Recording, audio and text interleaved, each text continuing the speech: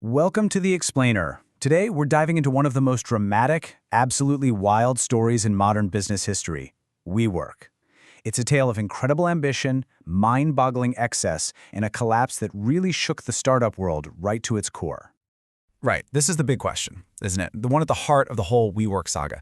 It's a story that really makes you wonder, where's the line between a world-changing idea and just a spectacular delusion? So let's start at the very, very peak. $47 billion.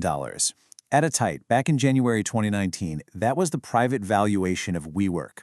Now, just to put that into perspective for you, that's more than giants like Twitter or Marriott at the time. And at its heart, WeWork was a company that, basically just rented and subleased office space. So how on earth did it get there? To really get how it all came crashing down, you've got to understand the promise. It all kicked off with a pretty simple idea that just perfectly captured the imagination of the world's biggest investors and really the spirit of a whole new generation of workers. Okay, so founded back in 2010 by Adam Neumann and Miguel McKelvey, WeWork didn't actually invent co-working. But what they did, and this was genius, was they repackaged the whole thing. They took that old, stuffy model of rigid, long-term office leases and they injected it with flexibility and a real sense of community. Suddenly, it wasn't just about getting a desk, it was a physical social network. It came with all the millennial-friendly perks, kombucha and beer on tap. They weren't just selling space, they were selling a vibe, a feeling of belonging. And this idea was an absolute rocket ship. Fueled by what was basically a fire hose of venture capital money, the company's valuation didn't just climb, it skyrocketed. The real turning point, though, was in 2017. That's when SoftBank's massive Vision Fund just poured in $4.4 billion, launching WeWork into the stratosphere and giving it the cash to expand at a truly insane speed. But with this flood of cash, something started to shift. The company's mission and its whole culture began to morph from just being ambitious into something else entirely, something kind of weird. And that's where the promise really began to curdle. Yeah, by 2019, this was the company's official mission. It was no longer about desks. The founder, Adam Neumann, started pitching these grand plans to solve massive global problems. I'm talking world hunger, finding homes for all the world's orphans, and he claimed they could do it in just a couple of years. This piece of advice came from WeWork's biggest backer, Masayoshi Son. It became this new internal rallying cry. The company's leadership adopted the mantra, "Think crazy."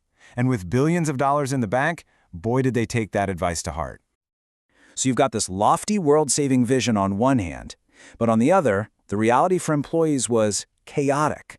The internal culture became this toxic caricature of startup life, defined by just pure excess and fear. Just imagine this: mandatory festival-like retreats, tequila shots being used to celebrate layoffs, and adopting this widely criticized Enron practice of firing a percentage of the workforce every year, no matter their performance. All while the company was burning through cash on everything from a private jet to, I kid you not, a wave pool company. Okay, so a company running on pure ambition and investor cash can't hide its numbers forever. Eventually, the music has to stop, right? And for WeWork, that moment of truth came when they decided it was time to go public and sell their shares on the stock market. So in August 2019, WeWork filed its IPO paperwork, and for the very first time, the public could see the financials. And wow, the disconnect was staggering. They pitched themselves as a revolutionary tech company, but the reality was a real estate business that was just hemorrhaging money, losing almost $2 billion on $1.8 billion in revenue. They even invented their own metric, community-adjusted profit, which critics just openly laughed at.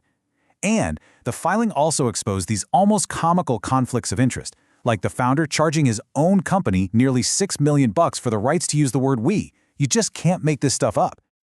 The backlash from the public and from investors was immediate and just brutal. The IPO was pulled, and Adam Neumann was forced out as CEO. But here's the kicker. While the company he built was left in total shambles, he personally walked away with an exit package estimated to be worth a staggering $1.7 billion. So, what happens next? What happens to a $47 billion company after its charismatic founder is gone and all its fundamental flaws are laid bare for the entire world to see? Well, the fall was swift and it was painful. SoftBank had to swoop in with a rescue package and take control. Thousands of employees were laid off. And then, just the ultimate stroke of bad luck, the COVID-19 pandemic hit, emptying offices all over the world and basically crippling WeWork's core business. By November 2023, the inevitable happened. the company filed for bankruptcy. But wait, here's a fascinating little twist in the story. And honestly, it might be the single most important lesson from this entire saga. While the main global company was imploding, its independently run franchise in India was thriving. So how? Well, by simply focusing on the fundamentals. They managed their costs, they avoided all the crazy spending of their parent company, and they actually became profitable. They even launched their own successful IPO. And this right here proves the core idea of co-working was never really the problem. The problem was the cult of personality and that unchecked growth at all costs mindset that a mountain of venture capital money made possible. After emerging from bankruptcy in 2024, a much smaller, much humbler WeWork is still around. It has completely shed that world-saving mission for a more practical focus, just being a good real estate and hospitality business.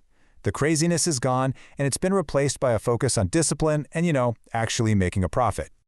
So, the WeWork saga leaves us with this really critical question. And it's not just about one company. It's about an entire investment culture that sometimes values a compelling story more than a profitable business.